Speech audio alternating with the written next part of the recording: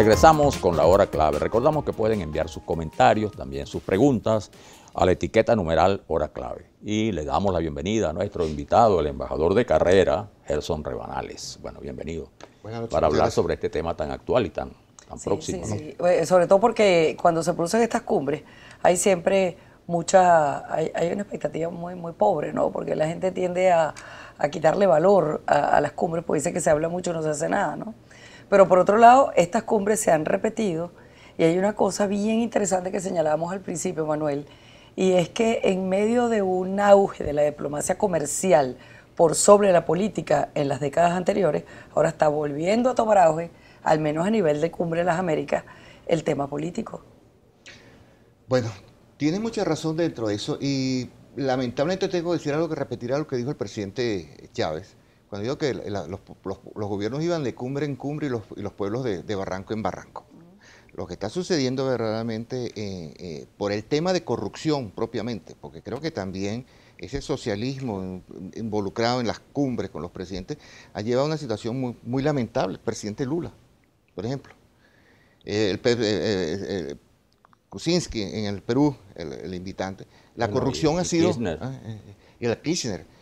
Seguimos muy lejos del barranco que estamos metidos ahorita en Venezuela. Muchos de ellos involucrados del miembros militantes del socialismo y la mayoría de ellos en el tema de la corrupción. Entonces me parece muy apropiado en este momento que el tema central de la cumbre sea la corrupción frente a los gobiernos, frente a la gobernabilidad. Exactamente. Yo creo que es el tema más apropiado y en el caso venezolano todavía, donde nos encontramos.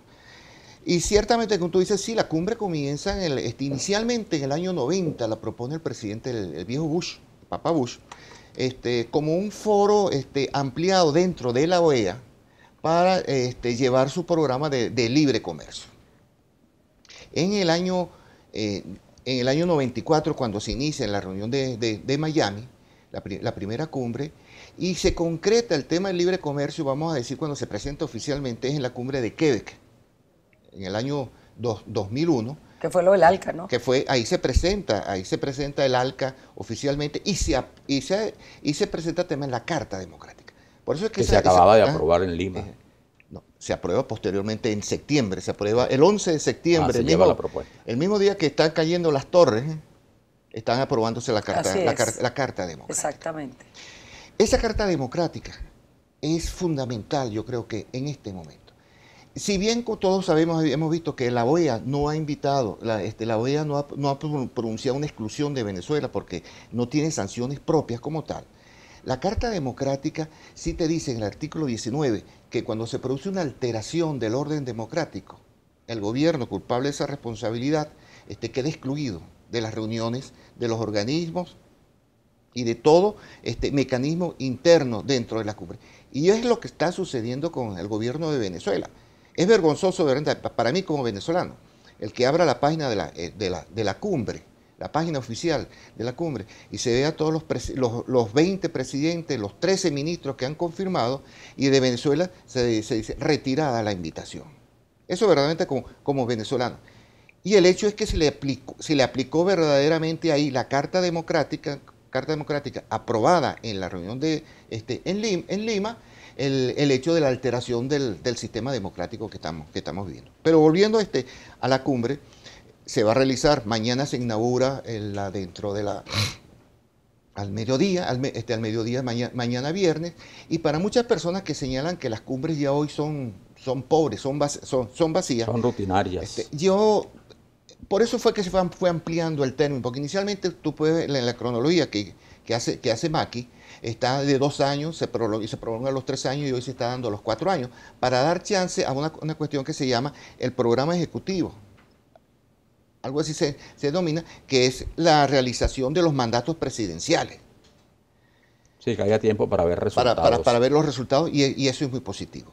Y vemos entonces que hoy en día esa cumbre ya no es únicamente la cumbre inicial de Miami o la propia cumbre de las Américas, donde también por primera vez yo estuve como director general de Economía y Cooperación, era el responsable del tema de las cumbres en ese momento en la Cancillería, que se presenta el Foro de Sao Paulo a manifestar en la sede de la reunión. Y el propio presidente Chávez en ese momento me dice... Esa fue la de Mar del Plata. No, la de Quebec. La de Quebec. El presidente Bueno, ahí Chávez protestaron contra la globalización también. En la de Mar del Plata, donde definitivamente eliminan el ALCA. Claro. Pero en esta primera cumbre el presidente Chávez inclusive me dice, vamos a acercarnos a la manifestación. Eso proviene de la Casa Militar. Pero en esa cumbre, que todavía era a nivel presidencial, no participaban, no se dan los foros que se están dando hoy. Hoy en día hay 4 foros que se van a reunir el fin de semana: el foro social, el foro referido a los jóvenes, el empresarial. Hay 4 foros que dan participación a todos los sectores de la América.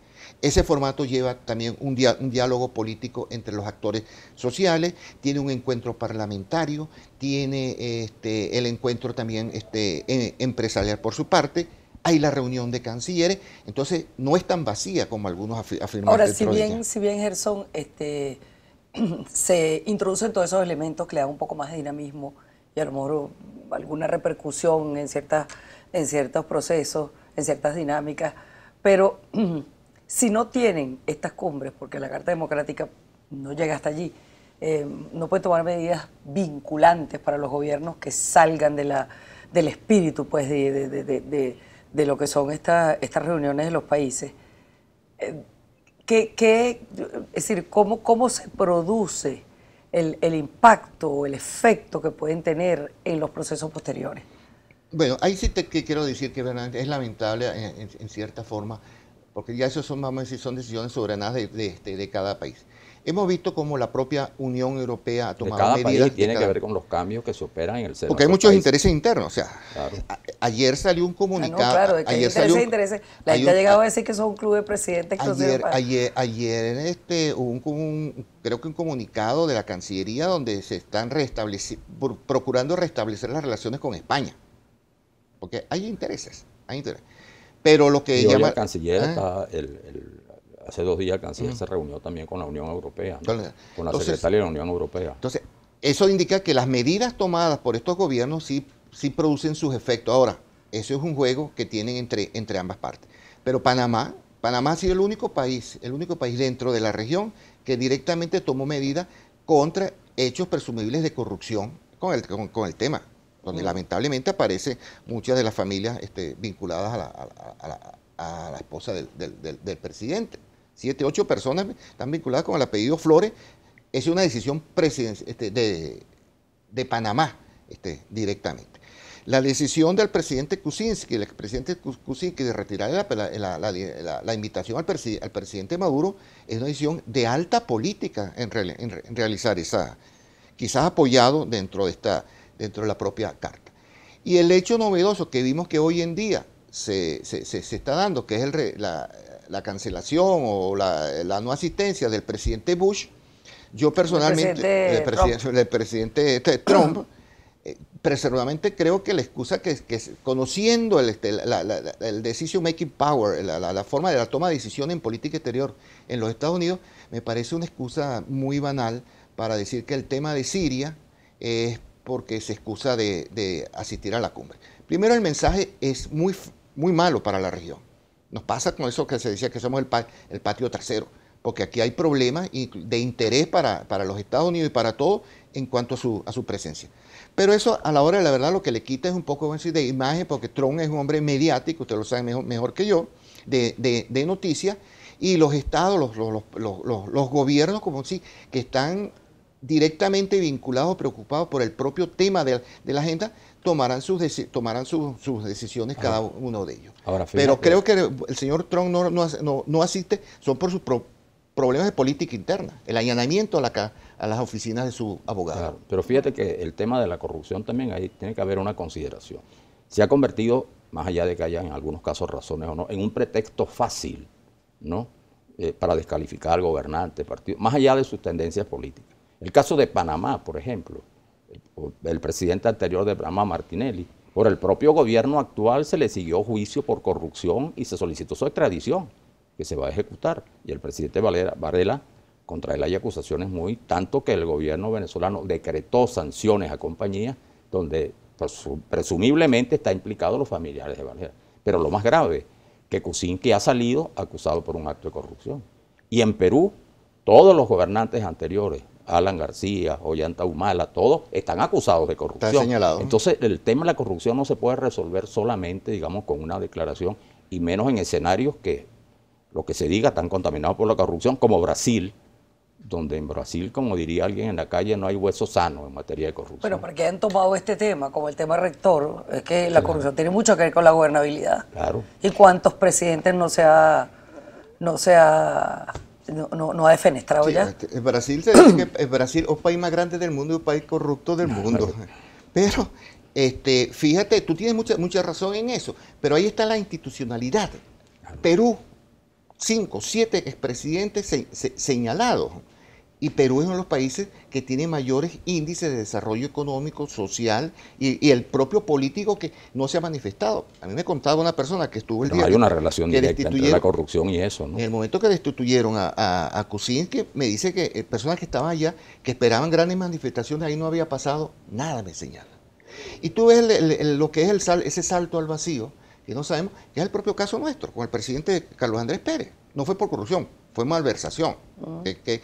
Diferente, más o menos lo que le salió a la señora Dilma. Pero hay que ver en el foso donde caímos nosotros, en una institución ni siquiera se probó. De ese tipo. Que por cierto, el Ahora, primer caso también así, por cosas referenciales o no fundamentales, fue el caso de Collor de Mello en Brasil, ¿no? El color de Melo. Un año antes de lo que ocurrió con Carlos Andrés Pérez. Claro. Exactamente. Bueno, porque tenemos ejemplos por cantidades de eso. La corrupción Lo interesante en es el que mundo los resortes institucionales funcionen y que independientemente que estén señalados o no, que haya reacciones como el del presidente de Panamá, etcétera. A mí me parece positivo, porque por lo menos hay algo que sale ahí a ventilarse, a debatirse. O sea, no podemos seguir nosotros, sobre todo las sociedades de nuestros países, tienen que tener una reacción muy firme frente al color que ha tomado la política en nuestros países. El tema de la corrupción y gobernabilidad, entonces pregunto yo, todos los países han sacado el tema de Odebrecht y aquí en este país el tema de Odebrecht no ha sido mencionado. No, pasó por debajo de la mesa. Por debajo de la mesa. Y únicamente, vamos a decir, no es hablando mal, pero es hablando la verdad. Ahí está el tema, esos esqueletos de las vías férreas, el metro, el tranvía, todo eso son resultados de esa corrupción. Una obra que en aquel momento podía haber costado, no sé, 20, 200 millones, sí, hoy en día cuestan 5 y 10 veces más lo que puede. Y eso, el problema de eso está es que donde eso se refleja es en el pueblo, en los servicios públicos, en los hospitales, en la educación, sale perjudicado. En ese tema. Entonces me parece excelente que ese sea el tema vinculado y bueno, como te digo, el formato termina con un programa especial para las cónyuges de los asistentes. Como siempre. Esa es la parte, Gracias. digamos, la nota de color ahí. Muchas gracias, Gerson, por haber acompañado a